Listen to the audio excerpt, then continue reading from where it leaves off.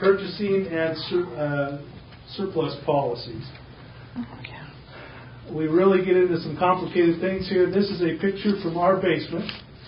I just went down today and snapped that real quick. If you look on the left of the picture, you'll see a stack of laptops. We probably paid $1,000 each for those devices. They've been sitting on the floor now for about 3 months, waiting for their hard drives to be wiped so we could throw them away or give them away or surplus them somehow to get them away from us, because they are no longer effective to be used on our system. And that becomes an issue for us. And so this is what we refer to pleasantly as the boneyard of computers. And there's always a constant boneyard of computers. I think we took 3 truckloads, big moving van truckloads of machines off campuses last year that were being stored in back rooms and basements, and all of them were 10 years old or older. We couldn't give them away. There wasn't anybody who would take them from us.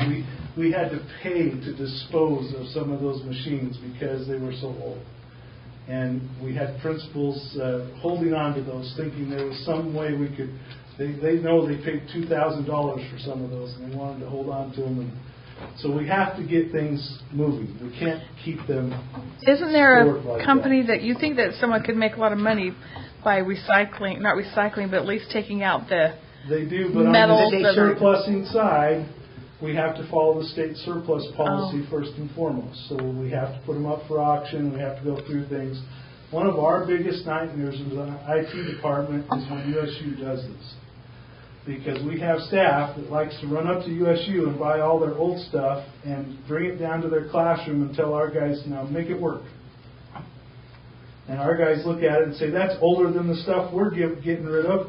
Why are you bringing that to the school? And that's part of the issue that happens. So you have to have a policy for purchasing or getting things in the schools. It can't just be what people find a deal on today. That really, we can support as a department about 4 or 5 different types of devices at any given time. And whenever we exceed that, I think we're supporting about 8 to 10 right now.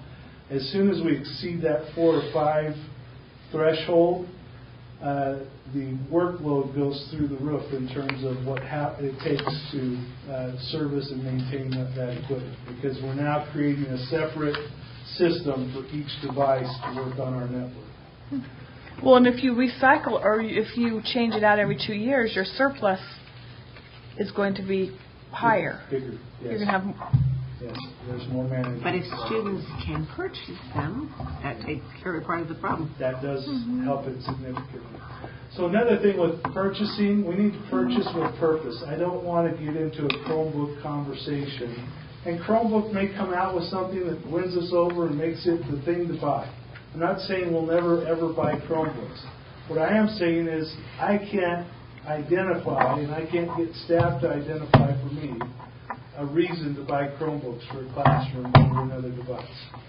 And until we can decide how we're going to use something, how we will service it, and what the life expectancy is of the device, I don't think we should consider purchasing anything. So those are all issues that we need to address in terms of purchasing surplus policy.